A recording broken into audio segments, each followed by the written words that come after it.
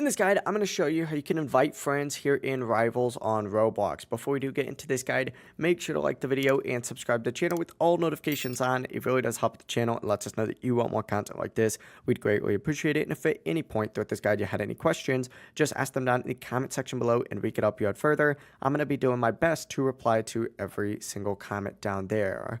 Now, first things first, open up the game, stay in the main hub right here, and you need to look for the invite button on your screen. Now, you may not see invite immediately. If you don't see it, you can walk up to your friend, right, and just double click on them, right? And then you'll see an invite to party option, just like so.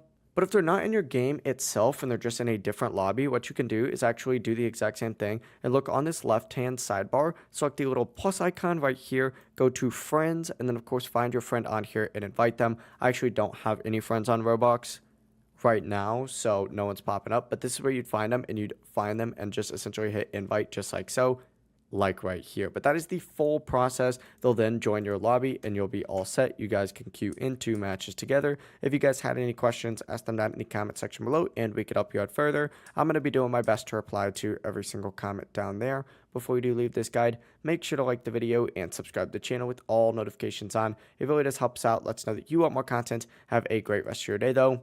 Peace.